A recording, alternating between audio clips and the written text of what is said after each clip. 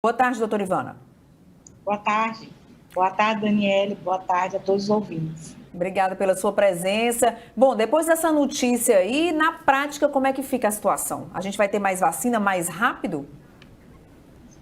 Então, na verdade, a programação de vacinas que foi feita com a Fiocruz e o AstraZeneca, né, Oxford e AstraZeneca, que estão dentro aí desse consórcio COVAX, para prover vacinas, tanto para países de médio e de baixa renda.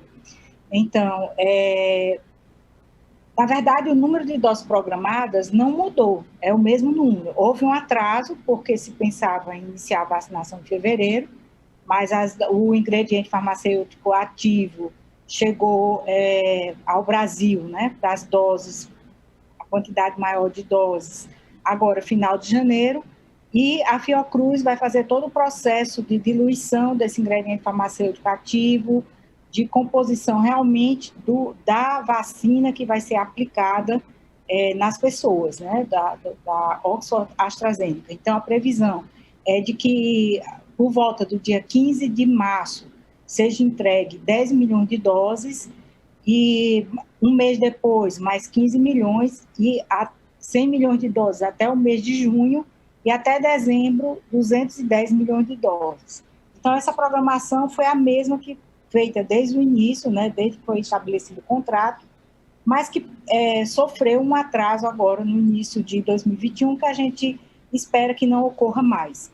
Além disso, a Fiocruz está tentando, porque nesse momento ela recebe o ingrediente farmacêutico ativo e prepara a dose, que significa colocar um diluente, um recipiente, envasar, colocar nos vasos que serão distribuídos para as unidades de saúde de todo o Brasil.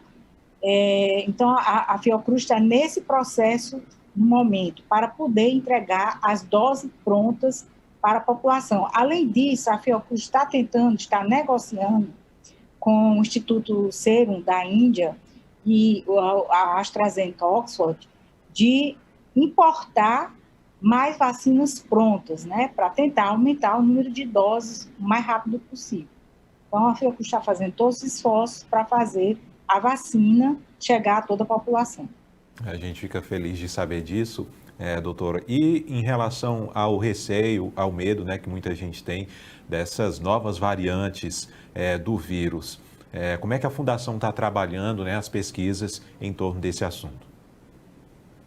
Então, a Fiocruz compõe, né, os diversos consórcios internacionais, grupos de pesquisa internacionais que estão investigando o tempo todo, estudando o vírus para detectar se há ou não variantes. Então, a Fiocruz hoje tem 10 unidades em todo o Brasil, e a rede de unidades da Fiocruz tem laboratórios de virologia, notadamente o da professora Esther Sabino, mas também outros virologistas, também tem um virologista na Amazônia, e esses virologistas estão o tempo todo monitorando e estudando o vírus, justamente para acompanhar essas variantes, né? Então, realmente, é uma preocupação que a gente tem que ter, mas até o momento, até onde se sabe, as vacinas que nós temos são eficientes, inclusive para essas variantes, mas é claro que a gente vai manter, né, a vigilância o tempo todo. Inclusive, aqui no Ceará, nós vamos realizar uma pesquisa em colaboração com a Secretaria de Saúde do Estado, com a Secretaria Municipal de Saúde, com os hospitais, todos os hospitais da rede SUS e os privados. Nós vamos realizar um grande inquérito sorológico entre os profissionais de saúde para acompanhar, não é, o quando e o quanto eles desenvolvem de imunogenicidade contra o vírus da Covid-19.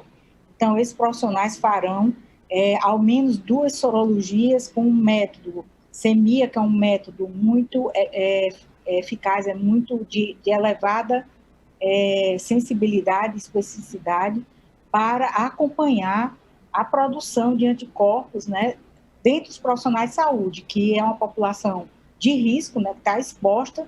É um dos ativos mais importantes que o país tem hoje, são seus trabalhadores da saúde, porque por mais que você tenha estrutura, se você não tiver trabalhadores formados, bem capacitados e saudáveis, você não consegue fazer o sistema de saúde funcionar, né? Então, é também uma população de interesse para estudos epidemiológicos e sorológicos, como vai ser esse que vai ser feito da Fiocruz em parceria com a Secretaria Estadual, a Secretaria Municipal de Saúde do Estado. Bom, doutora, recentemente a senhora escreveu um artigo científico, né, comparando a situação de Fortaleza e de Manaus, né? Qual foi o resultado dessa pesquisa? Essa pesquisa, que foi realizada em colaboração com os professores Ronaldo Lopes, Walter Costa, do IFCE, com o pesquisador Dr. Dorico, da Fiocruz, e com a professora doutora Leonor Pacheco, da Universidade de Brasília, a gente criou um índice de permanência domiciliar. Então, a gente criou um índice que, a partir dos dados do Google Report Mobility, o Google, ele, hoje, depois do início da pandemia, ele passou a monitorar os locais onde as pessoas estão, né? Se estão em casa, na residência, se estão em farmácia, mercado, no trânsito, em parques. Então, eles têm um relatório com base, né, dos dados que eles pegam dos celulares Android, né? Então, a gente tem esse dado que a grande maioria das pessoas tem esse tipo de celular. E aí nós criamos um índice em que a gente subtrai da permanência do percentual de pessoas que ficam em casa, aquelas que estão fora de casa, seja no mercado, na farmácia, no trânsito. E o que foi que a gente observou? Que tanto Fortaleza como Manaus, ano passado, os primeiros meses da pandemia, né, tiveram um nível bem razoável de permanência domiciliar, sendo que Fortaleza foi muito maior, foi muito mais efetivo do que Manaus. Fortaleza esse índice chegou a quase 100% nos meses de março, abril, maio e junho de 2020. Manaus chegou por volta de 30% a 40%. Sendo que esse índice de permanência domiciliar, ele foi caindo, né? A elevação se deu ao tempo em que os estados e municípios estavam instituindo decretos de isolamento social, né?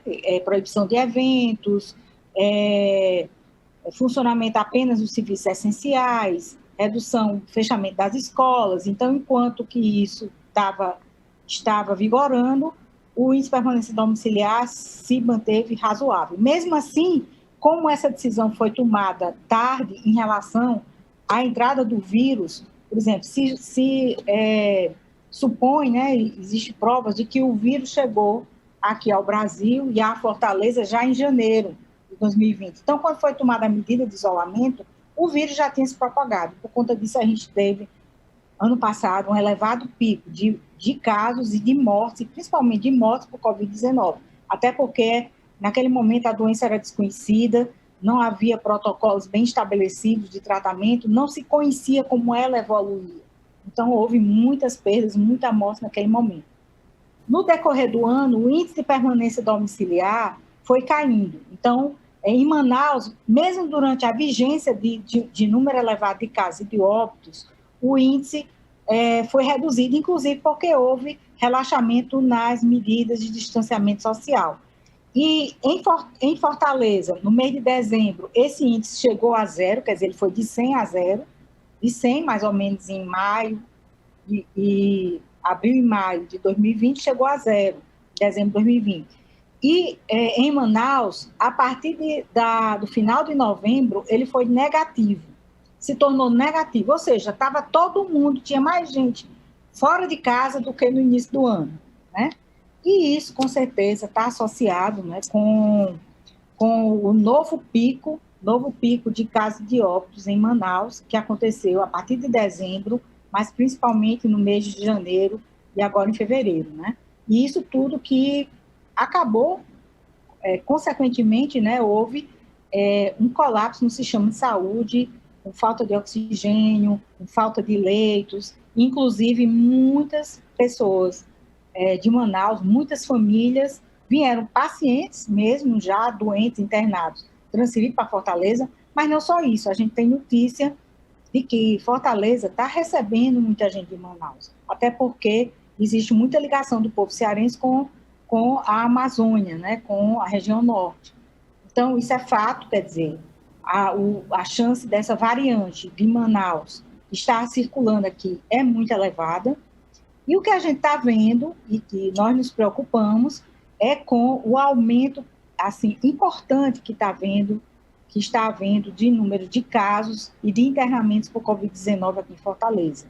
Então, inclusive hoje, né, parece que essa pressão maior está se dando no setor dos planos de saúde, ou seja, no setor complementar.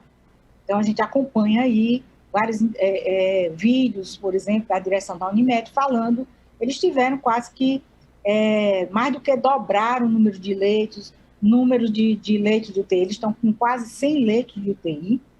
E aí, gente, o problema não é só você ter o equipamento, porque assim, isso o esforço a unidade faz, o plano de saúde faz, o esforço de montar mais leitos, de alugar respirador, enfim, de montar toda a estrutura. Mas o problema se dá também na questão de você ter ou não gente preparada, médicos, enfermeiros, fisioterapeutas, com experiência em tratamento intensivo. Porque não são muitos no estado, não são muitos, né? Eu fui diretora da Escola de Saúde Pública do Ceará. Uma das minhas maiores preocupações na época era aumentar a formação, por exemplo, de médicos intensivistas, de médicos anestesistas, e a gente tentou aumentar vagas dessas especialidades, de residência de especialidade no estado. Mas não tivemos muito sucesso por vários motivos. Agora, a Escola de Saúde Pública, novamente, faz um novo esforço de ampliar essas vagas. Mas são poucos, nós temos poucos anestesistas, nós temos poucos intensivistas, então, poucos... Então, assim, hoje eu vejo a cidade de Fortaleza, o estado de Ceará, correndo um grande risco. O número de casos, nós estamos com... A nossa equipe calculou agora o RT, quer dizer, quantos casos cada pessoa confirmada de Covid, para quantas pessoas ela transmite. Então, hoje, esse nível no Ceará está em 2,5. Cada pessoa com Covid transmite para outras 2,5 pessoas. Ou seja, é um crescimento geométrico, entende? É geométrico, ou seja, uma pessoa passa para 2,5, as 2,5 passam para mais 2,5, para mais 2,5, e isso é um crescimento geométrico. Então, o governador Camilo e o secretário de Saúde do Estado estão tomando várias medidas, alertando as pessoas, mas, por exemplo, há vários epidemiologistas de experiência na nossa área que acham que hoje o Estado deve entrar, inclusive, com medidas mais rigorosas de controle, porque, quer dizer, o Estado já instituiu o decreto, instituiu a legislação, mas precisa ter também um mecanismo de controle mesmo, de punição, de multa, porque muita gente não está compreendendo o risco que nós estamos correndo. Então, apesar das medidas, né? Ok, então, doutora Ivana, muito obrigada, viu, pelas explicações. E qualquer novidade, é só entrar em contato com a gente. Boa tarde para a senhora. Boa tarde.